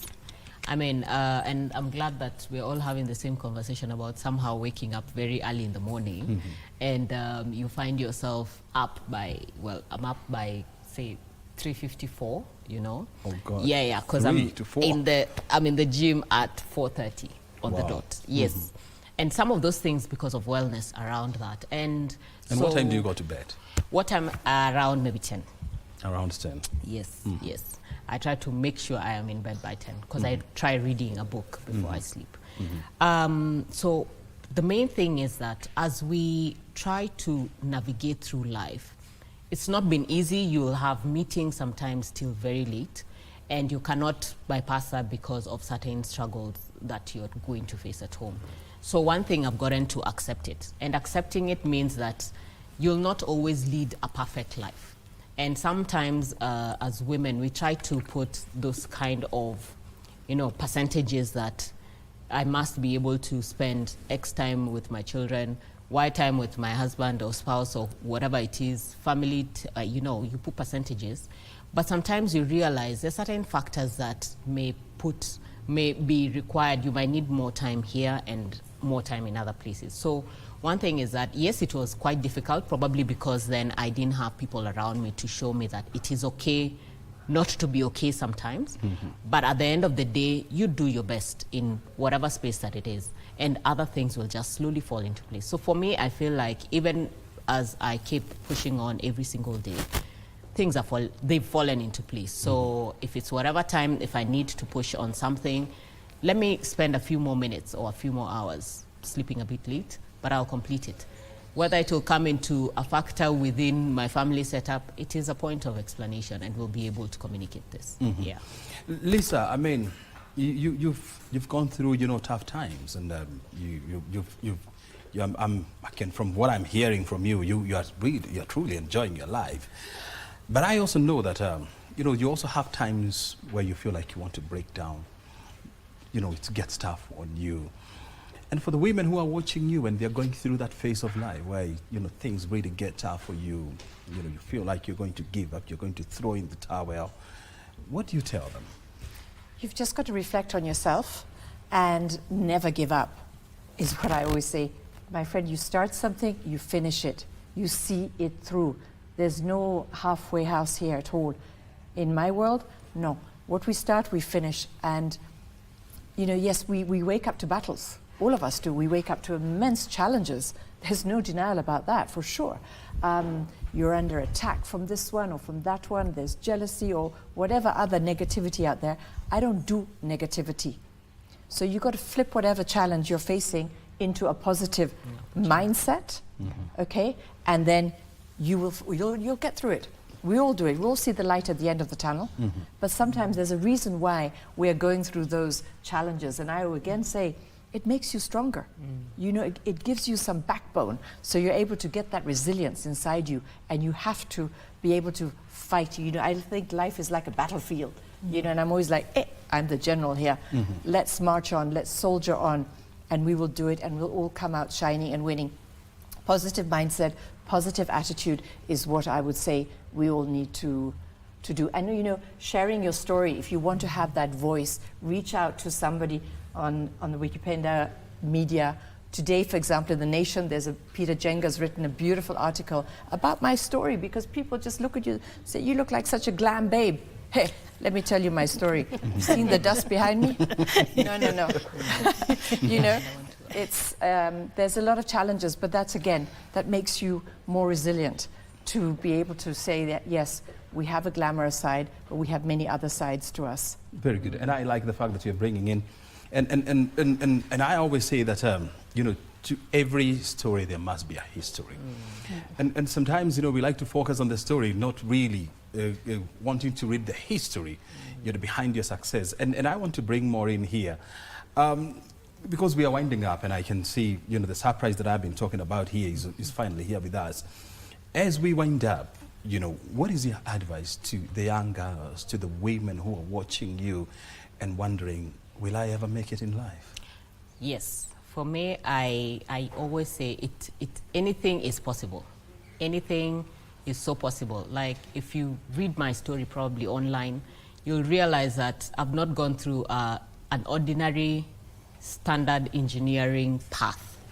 I've passed through different departments. I've done this, I've tried this, I've fallen there, I don't know what. You just try each and everything, somehow you'll realize your path, you know?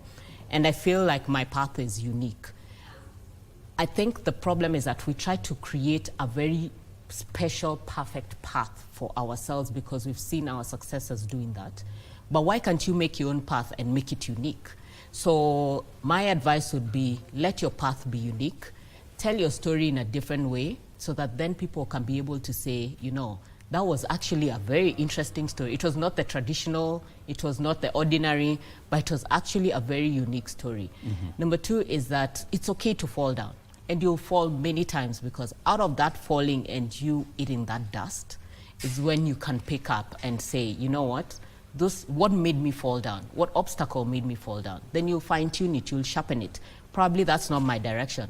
I may want to be X, but as I look at it, I keep falling on that route. Probably, is it the right route? No, maybe I can fine tune it in a different route. So make it unique to your space, fall several times, but the main thing is get up and continue running. Get up and run. Dance, dust off and keep going. And keep going. Yes, Mary.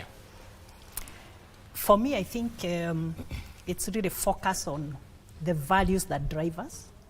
Because for me, and the purpose really gives us the energy, the push, and that is what drives us even when things are not working and we can see failure staring a failure right in the face.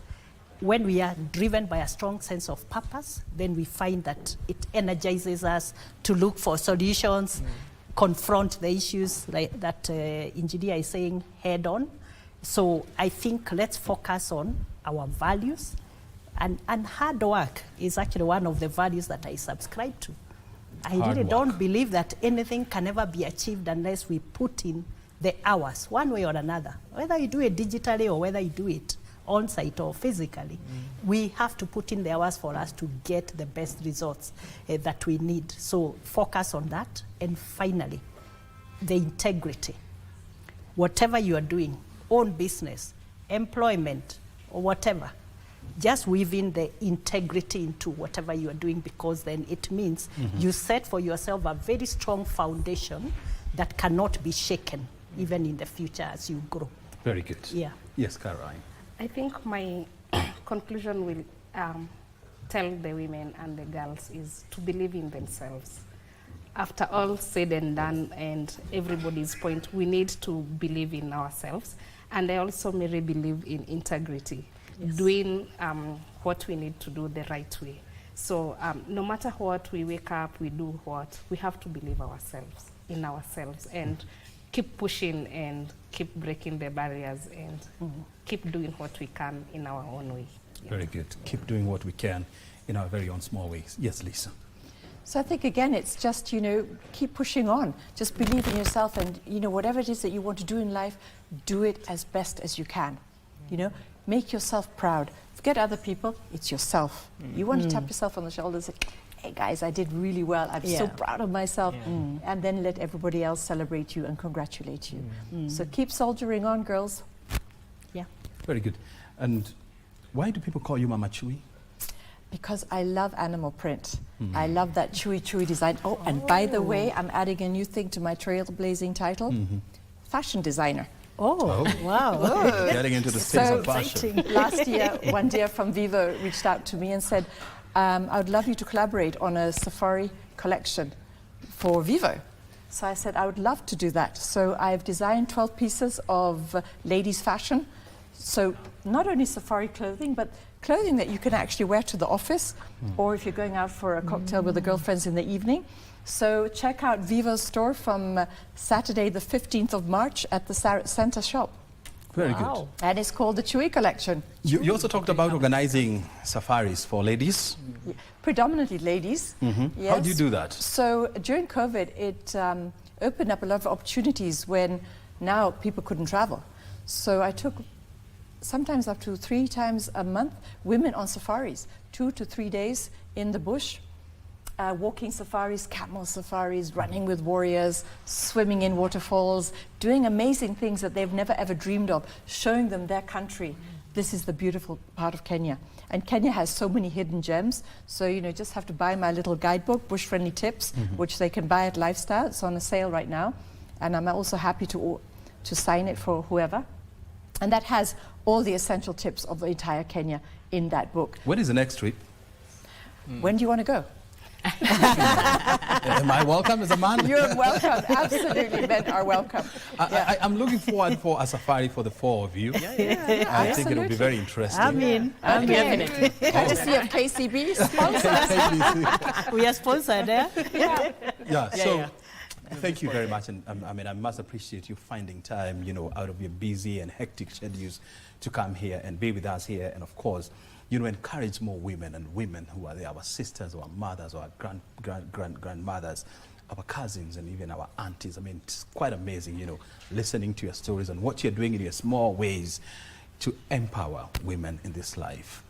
It is quite an incredible story that you have to share. Thank you so very much indeed. I know you have to go back to your daily routine so that you can pay your taxes. Your time is highly appreciated. Thank you so much. I mean, I've been talking about a surprise which is coming up here, and I can see the team is already in the studio.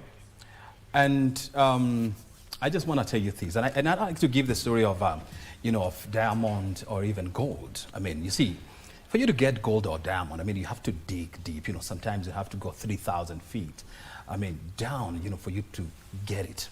And the reason you do this is because it's a precious metal. And why is it precious? It's because of the processes that it has to go through. I mean, think about the digging the dirt, you know, lifting the mud out, you know, and sending people down there in a very tricky and, of course, a dangerous mission to get that gold from the ground. It is not refined. It is in dirty form. And then you have to bring it up and, of course, take it through the furnace. You have to burn it so that you refine it. You have to cut it. It's not an enjoyable process. It's a painful process for the gold to go through. But once this is all done, it has to fetch what we call the top dollar. And that is the process. That is the price that gold has to pay in order for it to become expensive. And that is the journey that we must all be ready to walk through. We must go through the cutting, through the washing, through the fire, so that we become polished and we become expensive. Ladies, I just want to wish you a happy International Women's Day. And of course, we look forward to more of this kind of engagements. Definitely. And I hope next time when we call you, so that you can share your beautiful stories and brilliant ideas. I'm sure you'll be up to the challenge because you've already been up to the challenge and you'll come over here. Definitely. So that is it. Do you want to wish somebody happy International Women's Day? We have about a minute. That's what my producer is telling me. Oh, okay. Definitely all the women in all the special, doesn't matter where they lie. I just want to wish them a happy International Women's Day. Let's accelerate that action, and for sure, the theme is this. The theme is this. Yes. Very good, Lisa. I would say the same thing, you know, happy International Women's Day to all those amazing women out there doing amazing things and being those inspirations, because we've all got women that we aspire to and who have inspired us. Very good. So my 3 daughters, Joy, Jackie, Lisa, and all the women and the men who support them to become the best that they can. Happy International Women's Day. Fantastic. Yeah. I think for me, I would wish my mom, who inspires me. She's a retired teacher, and she inspires me daily. And we have a community of women-led user group in Kenya who we take the Wikipedia space very strong. I want to wish them Happy Women's Day. They inspire me every day to do what I do. Very good. And I also want to take this opportunity to wish my amazing wife a happy International Women's Day. And of course, my mother and my sisters, they're all great. And of course, all the women around our lives. Happy International Women's Day. I can see the cake is finally here with us. I want to welcome our editor-in-chief number 2 to come over here so that they can guide us through the cake cutting process. I can see she's accompanied by beautiful women, and they're going to guide us through this as we welcome and as we celebrate the International Women's Day. I can see one of my co-anchor here, Irene Muchuma, carrying that beautiful cake, and our assistant editor-in-chief is here, Millicent Awosh, is going to guide us on what kind of cake is this, and she's taking over from here. Otherwise, from me and the rest of the Beach Check team, thank you very much indeed for joining us. And thereafter, we shall be having Kurunzi. Asante sana. Thank you very much, O'Brien Kimani. I'm joined by strong women and KBC. You can see the radio programs manager is here and assistant, and I can see senior editors are also here. Today is indeed a great day, and this strong, powerful team of women, I've been listening to you, and your stories are really inspiring. We have a gender activist, we have an engineer, we have a one of the first ones, and we have a rally driver. It's great having you here. And as KBC, we do really appreciate and love women, and you can see that by the example that we are having here. We have quite a number of women managers in this broadcasting house, and all of this is meant to inspire the woman. This year's International World Women's Day theme is Accelerate Action. They are really accelerating that action. And together, we'll cut and share this cake. So on behalf of KBC, we wish all women a happy International Women's Day. Thank you. Do I need to be here, or this is an all-women affair?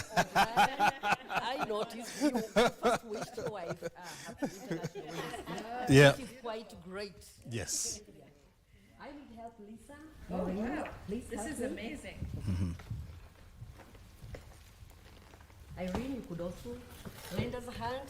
Asha. Taraja, we need your hand here when you are cutting this cake.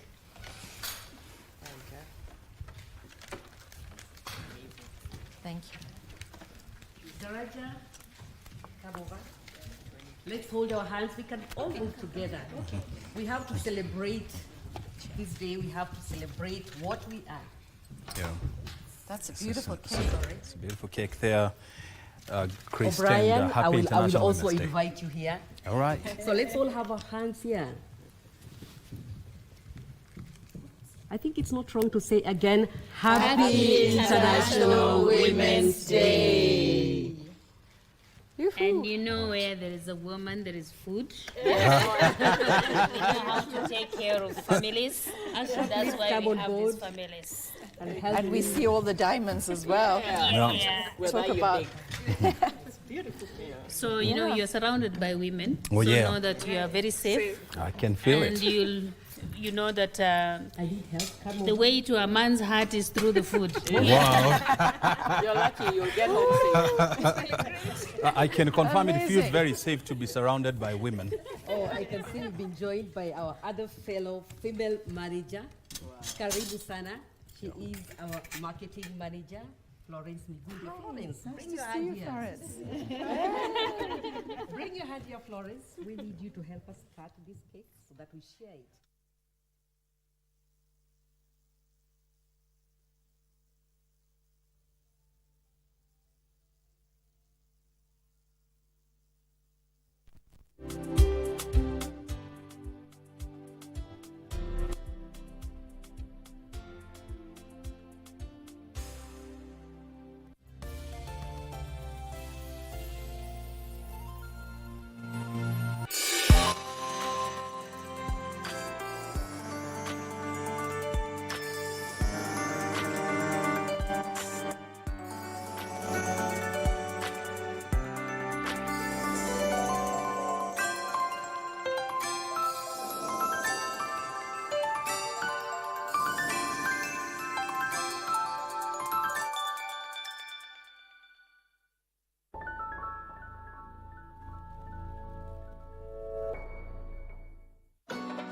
Jidaigeki are movie and TV period dramas set in pre-modern Japan. Great care is taken to make them look historically accurate, from costumes to hairstyles. They usually feature spectacular sword fights. Dramatic scenes like these keep audiences enthralled.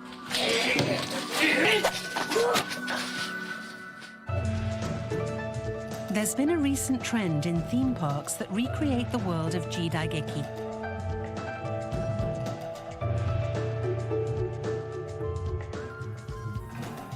The predecessor to these parks is still a major attraction in Kyoto. This is not just a theme park, it's part of an actual movie studio lot. For over a century, Jidaigeki have been produced here in Uzumasa, known as Japan's Hollywood. This extensive theme park includes the backlots used by movie and TV productions to recreate historic towns from the 17th to the 19th centuries. The townspeople and samurai you meet in the park are professional actors. You can try your hand at wielding a samurai sword dressed in period kimono.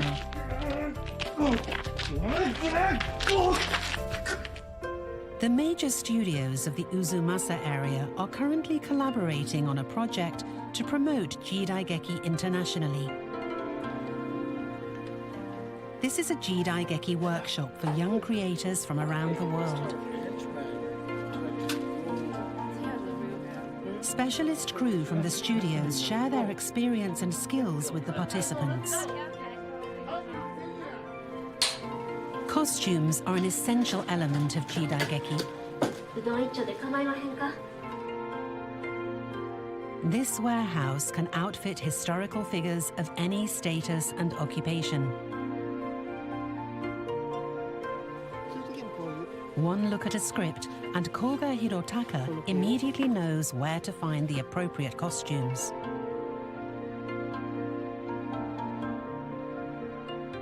Studio records going back many years are a valuable reference, showing what kind of costumes were used for each character.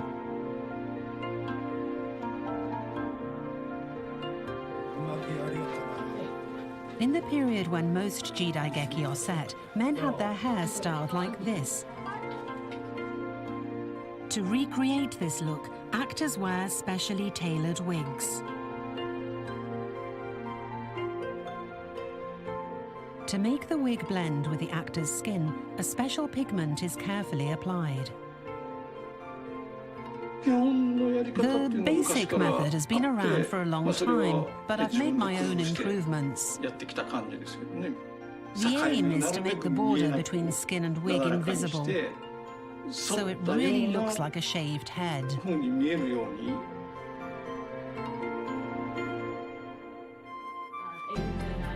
As part of the workshop, participants made a short film based on a script they wrote.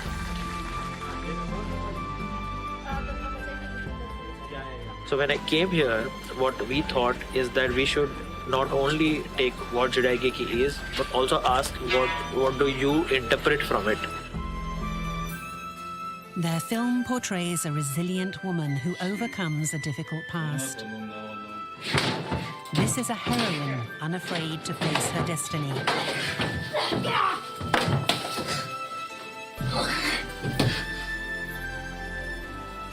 Bringing together the traditional skills of the Jidaigeki studios with the talents of young people from other countries, the workshop gave both sides fresh insights into the potential of Jidaigeki.